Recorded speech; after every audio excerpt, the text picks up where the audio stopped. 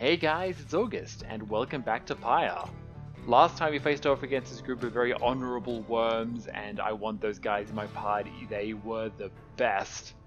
Anyway, after defeating the Pyrehearts with great prowess, you at last return to the wagon with your companions. There is little discussion of the Pyrehearts, who seem to have already swam off towards whatever next the stars directed them. Instead, your fellow exile's attention turns towards your companion who was absent for the rite. How is Hedwyn? The lone minstrel makes a sound, but no worms form as yet. Something is troubling him. I urged him to remain bedridden. And he simply won't listen. I am very sorry, but... Wait, what? Everyone stares at the lone minstrel in stunned silence. What is going on? He breathes a heavy sigh. But then... Oh. I was worried there for a bit. They were leading that on in a weird direction. Hey, what's with long faces, everyone? Minstrel, I should wring that neck of yours. As I was attempting to explain, Hedwyn is already up and about, despite my having strongly recommended further rest. Those that are unaccustomed to sea voyage and take ill, they are very likely to experience further symptoms, if they do not remain bedridden, or at least sedentary. Hedwyn is running a considerable risk of having to spend another night in great discomfort. What are you, a doctor? Nay, although I travelled once with one, extensively. Look, I appreciate your caution and concern, Tariq, but I'm pretty well accustomed to discomfort here, and I had to see how things turn out tonight. I haven't had to stay out of a ride like that before. So, you are back among the living then, Hedwyn? I was just seasick. Nevertheless, your full recovery requires further rest. I think we could all use some rest after tonight.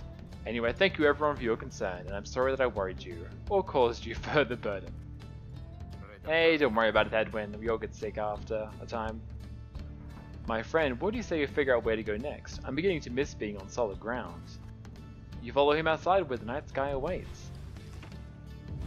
Yeah, where to next? Maybe to the forest where Sandalwood is. Hey, I wanted to thank you for conducting the rites back there without me being there.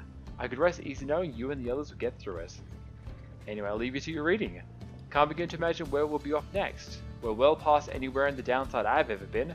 Even Jody hasn't gone this far. Alright, so it's new territory to pretty much all of us.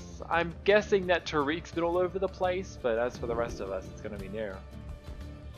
And let's see where we're going. Is it even further north? It is to this purple star, which is Tree Star, the Silver Star. The Silver Star burns bright over the fissured lands of the Black Basin. That sounds... Whoa, okay. Okay. Wow. Was that a unicorn with boobs? Titans are weird. Still further north then. Not simply north. This shall prove difficult. What's the problem? Our destination is beyond the Deathless Tempest. A vessel such as ours has little hope of traversing it intact. The Deathless Tempest. A tempest raging in the Sea of Solace seemingly for all eternity. The storm that arose after the death of the sea titan, unfathomed Plurness, never has entirely subsided. So maybe that's the titan that's on this boat here? Can't we go around it?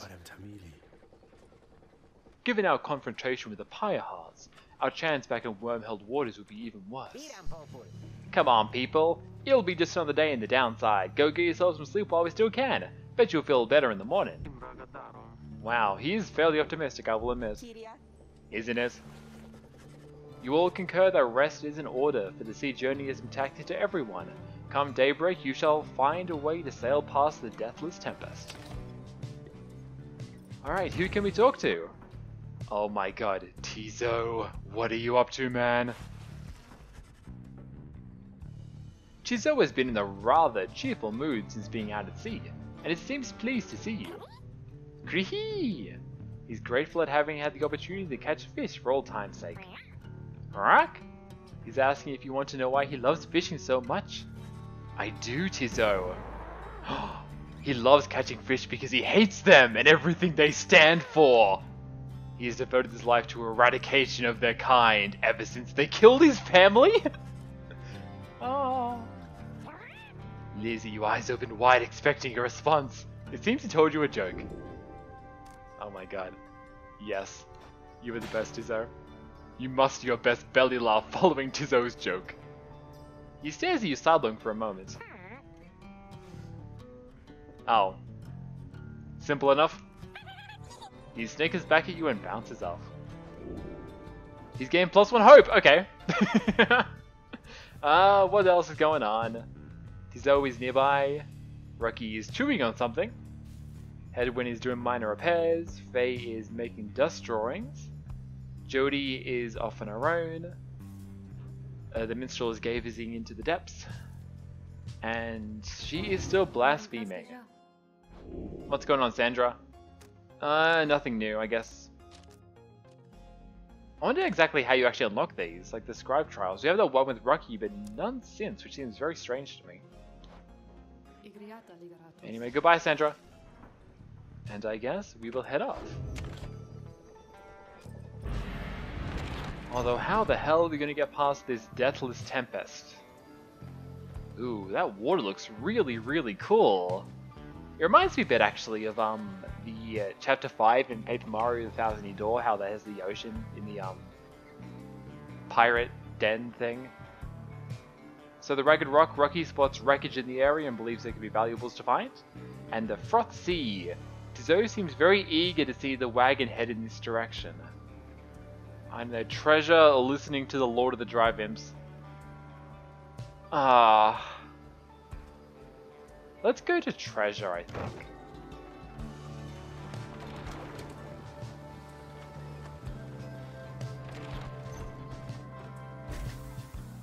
So what do we have? The remnants of a shattered fleet do little to raise the confidence of your companions, given that the massive Deathless Tempest rages to the north not far from your position. We ought to be more concerned with that storm than finding in trinkets, Greentail. Oh, relax already, Jody, and let me do my job. I didn't show up when you're out there keeping watch to start telling you to come off it now, do I? You interrupted me in the middle of my work no fewer than 4 times per day. They go on like this for some time before turning to you. Investigating the wreckage is going to take time, but you may have something to show for it. Yeah, let's do it. We're here. What's the worst that's going to happen? You suggest it may be worthwhile to continue searching through the wreckage after having come this far. Knew you'd see it my way, sister. Now let's see what we can get. After an exhaustive search... Oh. Oh. Oh. I guess I should have listened to the Lord of the Dry Imps. Ah well. This place does look awesome though. You and your companions look upon the Deathless Tempest. The stars demand you sail beyond it, yet the very thought is beyond reason. Then something in the nearby water stirs, and from it springs something familiar. Oh my god, he's back!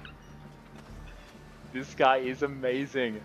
Hold, good ladies and good sirs! This knight beseeches you to hear him, if you please! What is it now, worm? The rites have ended. We have no further need of you. Oh, but you do, and in turn this knight has further need of you, good lady. Out with it, then. Let us be joined! Yes! Yes. But wait a second, what happened to his team? Maybe that nervous guy kicked him out for some reason. Nay, look ye not so surprised, your valour in the rites did stir this poor knight's soul. He swears to you upon his long-lost honour as a would-be knight-errant of the sea dominion that he shall serve you to the end. What about your other worm friends back there, the Pyrehearts? They are base cowards. This knight can no longer abide such spineless characters. Having witnessed true Gauli now clash upon the hulk of Ores, never have before we've been trounced so thoroughly. And furthermore, this knight shall aid your passage through the Deathless Tempest. Is it not so that you seek passage to the north? With this knight's aid you shall achieve your wish. Sir Gilman continues to persuade you for some time. He seems to know the way across the storm. Some sort of long-held secret among worms exiled to these waters. Jodariel pulls the rest of you aside after Headwind gives her a look. Are you most sure that Sandalwood want this thing along? Mostly sure. Sandalwood wants someone for each mask, and this one seems about as good as any as we're gonna guess. Jodariel glowers back at the worm who tries his best to look presentable. Hey guys, I'm more on board with this than any of you, and I'm technically the leader of this group, so he's coming along. This knight is overjoyed, and he hereby swears to you that you will pass the storm. Though first, this knight requires your consent. Give unto this knight your blessing in the name of the Nightwings, and thus shall he go forth. Yes? As you begin to say something in response, Sir Gilman cries out in triumph. He vanishes into the depth. Yet, through this close encounter with him, you cling to some sort of sense of where he is going and what he intends to do. He's determined to help you cross the Deathless Tempest. Let's do it! Ooh, okay. Determined to prove himself to you in the Nightwing, Sir Gilman emerges somewhere in the outer reaches of the Sea of Solace and calls out to you. I already see he has our coat, so I think he's been preparing for this ever since he left. Master Reader, if you can hear this knight, then implore you now, lend him your guidance. This knight's objective ought to be not far east of here. Today we shall bring peace to the embroiled sea. Now, however, know that this knight's brethren, the actions we're about to take, are highly forbidden, but they are highly just. Thus, Sir Gilman sets forth to quell the storm that rages to the north. Alright, so how does he work? So he can swim along, he can jump, he can slither, which is a run, and he can slash. Okay. So he jumps back to the back of his aura and probably damages anyone in between. So I guess Gilman's all about getting like around enemies and slashing them like that. That's pretty cool. So where should we go? I guess over here?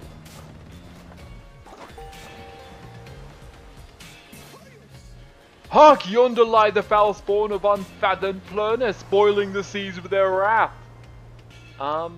This sea titan, once slain by the scribe under King Oras, her brood lies dormant in the sea. Tales of her monstrosity long spread across the world, the Book of Rites. Exiled worms within these waters long have harbored these abominations, using them to bar passage through the downside's channel for any save this knight's own kind. Begone now here, you fiends, this night shall finish what the under King Orza started. 7th of the 8 scribes of the Book of Rites, known as the Persevering or the Sea Sojourner. Okay. The legendary leader of the Worm's Undersea Crusade sought to reach the edges of the abyss. Banish the foul spawn. Okay. So I guess just run through them. Use that aura to take them out.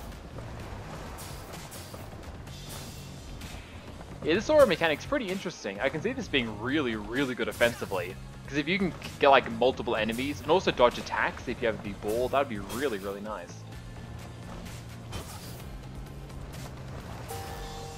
Alright, cool.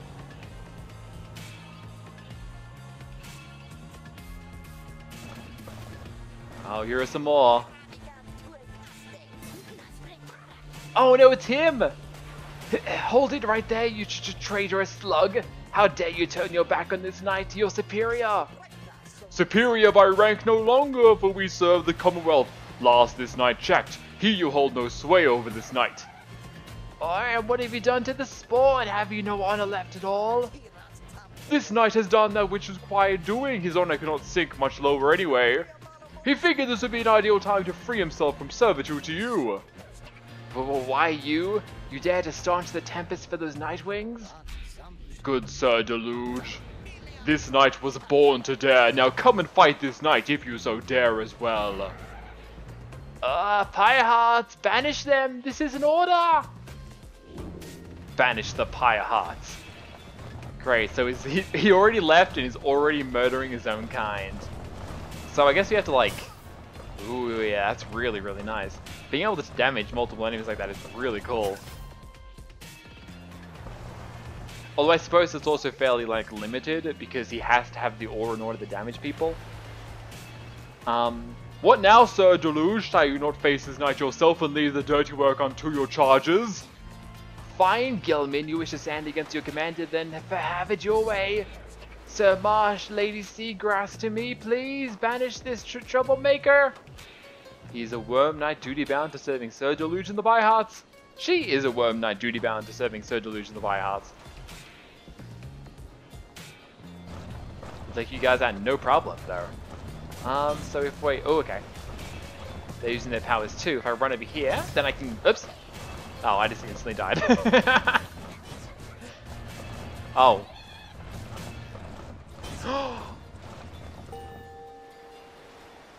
Okay. Wait. Oh. I feel really bad now. Until we meet again.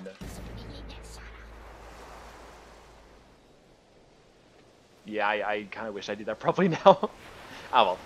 But wait, you lowly traitor! This night will have your head, Gilman!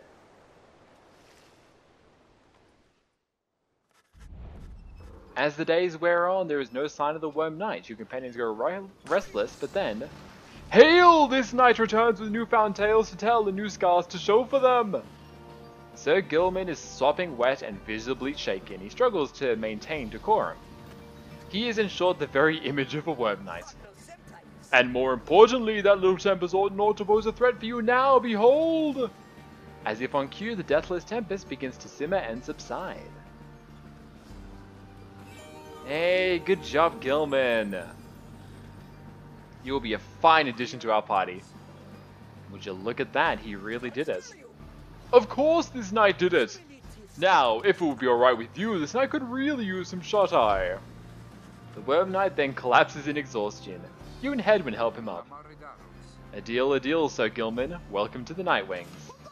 Huzzah! Yes, that is amazing. Alright, on to the Deathless Tempest.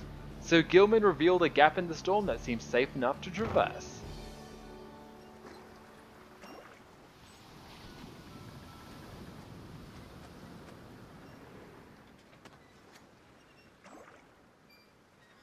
Whoa, okay. I see why people don't like coming to this place. This looks like a very dangerous sea to sail. With Sir Gilman's aid, you managed to breach the Tempest. You were true to your word, Worm, I shall give you that. But now what? We are stranded in this cursed storm.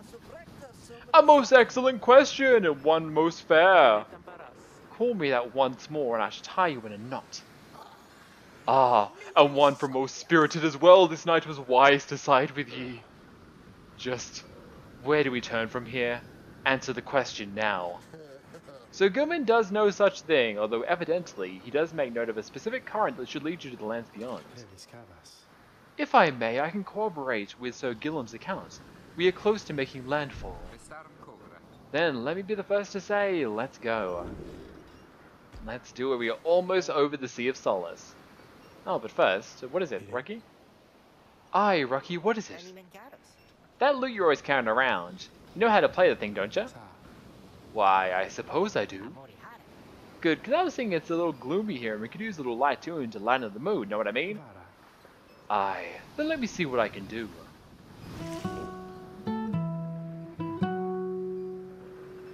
Before the salt and roiling sea, the moon began to cry. The valley ran with sorrowful tears and filled the waters high. The misty morning over the brine belies a leaden sky. The stars all hide away from the chill until the evening rise. Oh, oh, oh.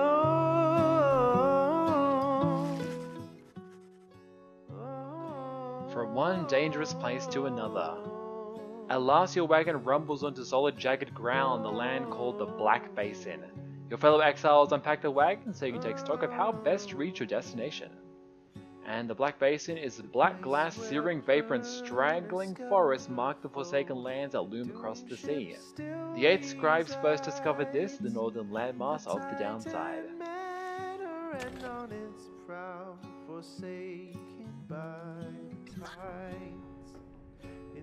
I'm really sorry to interrupt this music with my Sir Gilman voice. You approach Sir Gilman, who must have just finished practicing his fencing maneuvers.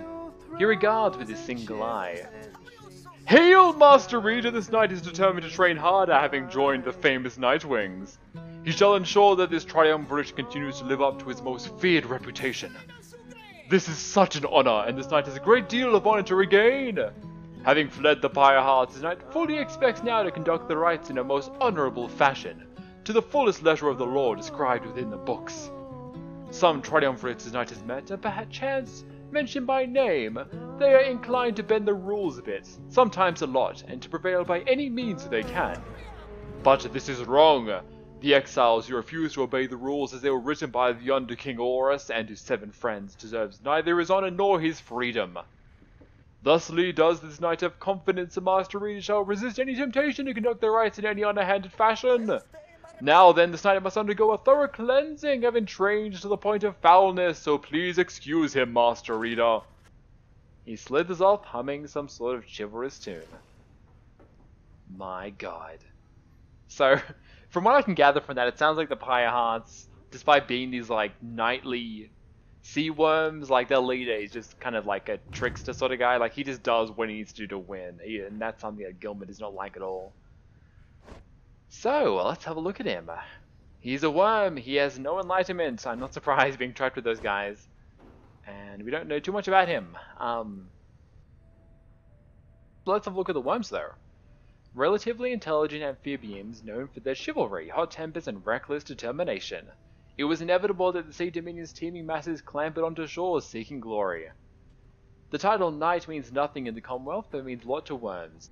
Those who clambered from the depths, a willing new employer in the Commonwealth.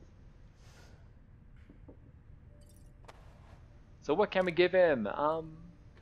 Yeah, I guess we'll give him that. I mean, he has to get pretty close to the enemy to do his attack, so that would be helpful if he died. And I guess, what's everyone up to? Giving himself a bath, probably with Gilman. Sniffing the air, humming softly. Gilman is nearby, out for a walk, trimming her horns, interesting, and keeping a lookout. Cursing the scribes. I am not surprised. Hey, what's in your mind, Sandra? So then, we are back on solid land or something like it, Then this must be the Black Basin. Flames and noxious fumes on one side, suffocating forest on the other. Lovely, lovely place. So good of you to take me here. You truly will pursue those blasted stars into the furthest corners of this land, it seems. Though I better cease my blasphemy, or else the scribes themselves might just descend from up high and strike me with another much-deserved penalty. The thrill of such transgressions, reader, sometimes keeps me going, not that I have any real choice. Now you're best to get back to our normal business, as it were. I am really, really curious why she was banished like that. She must have done something really bad. Anyway, yeah. Let's head out. And survey the surroundings. You find that Hedwin has asked for several volunteers to scout the area and report back. Alright everyone, don't go too far and let's be back by dusk. Please, use caution. The exiles dwelling in these lands are, well, rather territorial. Ooh, who are they, I wonder? Maybe someone new.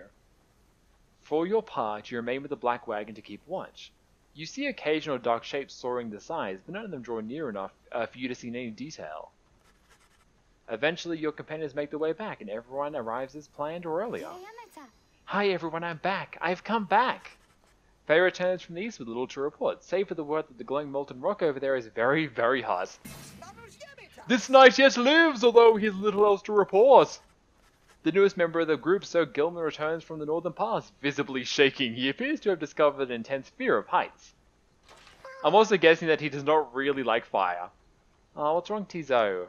He wonders whether any species of fish live nearby in the pools or rocks. The little Mtizo seems disappointed to have left the water behind. He remains with you near the wagon. There is a western pass that seems traversable. If we travel by the light of dawn, the shadows in the crags may well cover our advance against whoever may be watching. Begging your pardon, I do not wish to contradict your strategy, madam, though in my experience we shall not remain hidden for long during the climb towards the nest of Trieste. According to the stars, the next rite shall commence here. Okay. The exiled harp matriarch lived in solitude among these very cliffs. Okay. So the harpies live around here. That's what the flying thing was. The exiles are the highwing remnants. You may have no love for them inherently, but they have no qualms with me. For now, I may be able to negotiate safe passage. The last surviving fraction of the winged harps, the ancient enemies of the Commonwealth. They are as coarse as their feathers, they hold themselves superior to the Archjustice Androboles the Ninth. Negotiate with them? Then Hedwyn steps in as the lone minstrel bows and backs away. Hey, let's not decide on this just yet. We're not going to get anywhere right now, that much we can agree on. We'll decide our best to go ahead come morning. For now, let's take the rest of the afternoon and get our bearings. Judariel glares at the sky as everyone else disperses. Okay, so we get to use our vocations once again. So, we've done study and we've done training. Let's forage a resource. So the Black Rock or the Molten Pools? Ooh, Celestial Residue. Something Falcon Run values here. Okay, so we can get Stardust here or an item to sell. Let's go to the Molten Pools. Well, sister had enough scrounged in for one day. Usually there isn't much, but if you never look, you never get. And believe you me, it adds up. Hey, shave wood. This can be sold at the Slug Market for 75 bucks. Cool. Well, anything new here? Doesn't look like it, so let's continue on. Although on to where? Oh, we can't go to the Nest of Trieste. We can go to the Black Shore though, or the High Wing Cove. Believes he can negotiate safe passage, and Judariel wishes to avoid the harps by staying on low ground. You know what? I trust Judariel a lot, but I think the Lone Minstrel is well versed in the ways of the downside that he can do what he says, so let's go to the High Wing Cove.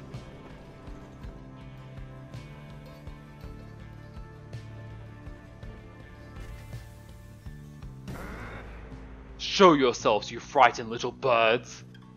All day long, winged creatures cross the sun. You are being watched. Judariel is very unhappy about it, though. The Lone Minstrel now attempts to calm her. Perhaps I can communicate with them. Please believe me, madam, when I say your enmity towards the harps has best be held in check here. A winged race, also known as the High Wing Remnants, at war with the Commonwealth. Yep. Judariel looks at him with fury in her eyes, yet he remains his calm demeanor. Soon she grants his request with a silent gesture. Then he calls towards the heavens. Good sisters, we humble travelers such as you and beg your leave. We've journeyed by the sea and seek safe passage through your lands. We shall not disturb your hunting or your nests. The request is met with nothing but silence. You search in vain for any indication of acknowledgement. Oh, you look cool. She swoops the minstrel up and out of sight before Judariel can respond. Oh, okay. I was not expecting that. Oh, there he is. He does his cloak and calls out towards them. We thank you for your hospitality, good sisters. We shall be on our way. Wow, he really did it. Letting you pass for now, it seems they're having some dispute within their ranks, and we should no further troubles for the time. Okay, so we got really lucky there. Oh no, -4 hope. Okay. We probably shouldn't be using Judariel for this next match, because she's down like -5 now. But here we are on our next rite at the Nest of Trieste. And I'm guessing our opponents this time around are going to be some harps, so that's going to be pretty cool to see. But anyway guys, thank you all for watching today, hope you enjoyed, and next time we'll do that rite and see where the story takes us. So I'll see you guys then.